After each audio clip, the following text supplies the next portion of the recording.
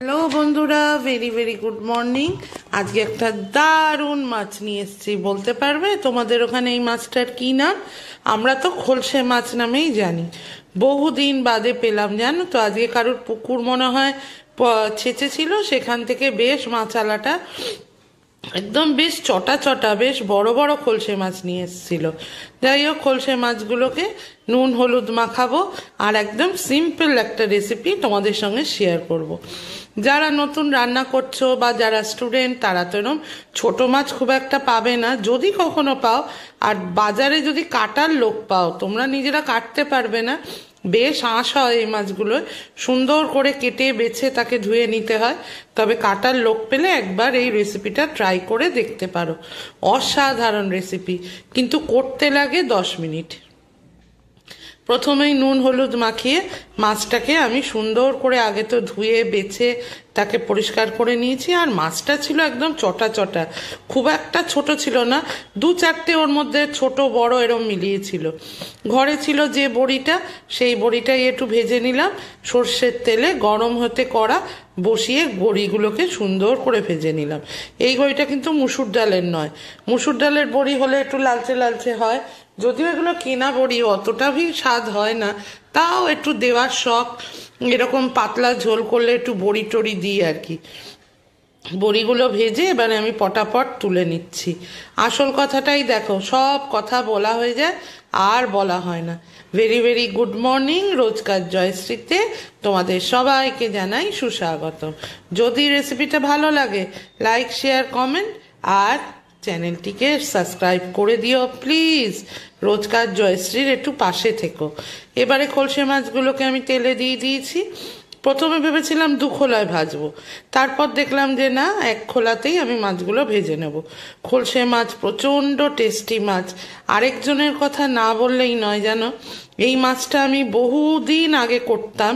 মানে যখন বাড়িতে অনেক লোক ছিল আমার শ্বশুর বাড়িতে, তখন সবচেয়ে বেশি ভালো খেত আমার বাবা, মানে আমার শ্বশুর মশাই।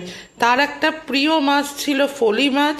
সে ভালো খেত খলসে মাছ, সে ভালো খেত পুঁটি মাছ, সে অদ্ভুত অদ্ভুত সব মাছ। আর তার কাছ থেকেই তার পছন্দের রেসিপি, মানে মা বলে দিত, বাবা এইভাবে মাছ খাইতে ভালোবাসে, তুমি বানাও। আর আমি শিখেও গেছিলাম।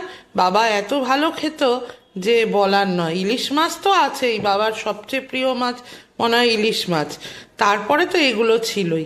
দেখলে তো, একটা বাটিতে কিচ্ছু না, মাছগুলো ভাজতে বসিয়ে দিয়েছি। উল্টে পাল্টে সুন্দর করে ভাজি ভাজি করে নিচ্ছি। আর সামান্য একটু লবণ, একটু হলদিরানি, 4-5টা কাঁচা লঙ্কা, শুকনো লঙ্কার গুঁড়ো আর 1 ফোঁটা কাশ্মীরি গুঁড়ো লঙ্কা দিয়ে আমি একটা জল গুলে রেখে দেবো। ব্যাস, এটাই তার মশলা। মানে বলতে পারো 1 ফোড়নে মাছ রান্না, কোনো কিচ্ছু দিতে লাগে না। মাছগুলো বেশ সুন্দর ভাজা ভাজা হয়ে আসবে। আমি মাছগুলোকে কিন্তু আজকে তুলবও না, মাছগুলোর ওপরেই বেশ কালো জিরা ফোড়ন দিয়ে দেবো। কালো জিরা দেওয়ার পরেও মাছ যদিও ভাজা হয়, দেখবে কালো জিরা থেকে একটা কিন্তু সুন্দর গন্ধ বেরিয়ে আসবে। সমস্ত ফোড়নে এই গন্ধটা বেরানো অবধি একটু ওয়েট করার দরকার আছে। দেখে বুঝতে পারছো মাছগুলো কি সুন্দর সরা সরা ভাজা হয়ে গেছে। ওই জন্য আর মাছগুলোকে আলাদা করে এবারে আর তুললাম না। ব্যাস, মাছগুলো ভাজা হয়ে গেছে। এইবারে আস্তে করে একটু কালো জিরা ফোড়ন দেব এবং 2-3 সেকেন্ড ওয়েট করব, যতক্ষণ না কালো জিরা ফোড়ন দেওয়ার পর তার থেকে একটা স্মেল যতক্ষণ না বার হয়। ফোড়নের গন্ধটা যেমন দরকার, সেরকম কষানোটা ভালো দরকার। রান্না হলো একটা আর্ট, যেটা করতে গেলে অনেক ধৈর্য আর সব থেকে ভালোবাসার সব থেকে বড় জিনিস, ভালোবাসা দিয়ে রান্নাটা করতে হবে। ওই রান্না খেতে হয়, খাবো, তার জন্যে রান্না করলে রান্না সুস্বাদু হয় না। রান্নার অনেক টেকনিক আছে, যে টেকনিকে ইউজ করলে রান্না তাড়াতাড়িও হবে, আবার খেতে হবে অসাধারণ। সেই রকমই একটা টেকনিক বললাম। জাস্ট কালো জিরাটা ফোড়ন দিলাম, মাছগুলো আমার একদম আমার যেটুকু মাছ ভাজার দরকার হয়ে গেছে, ওপর দিয়ে জলটা আমি ঢেলে দিলাম। নুন হলুদ শুকনো লঙ্কার গুঁড়ো, একটু কাশ্মীরি গুঁড়ো লঙ্কা। তারপর জলটা তোমরা পরিমাণ মতো বাড়িয়ে কমিয়ে নেবে। শুকনো শুকনো এই মাছটা অবশ্যই হয় না, এটা একদমই ট্যালট্যালে একটা মাছের ঝোল, কিন্তু খেতে হবে অসাধারণ। তার ওপর দিয়ে দিয়ে দিলাম বড়িগুলো। এবারে বেশ কিছুক্ষণ ফুটতে দেব, দেখবে টকবক টকবক করে একটু বাদেই ফুটবে।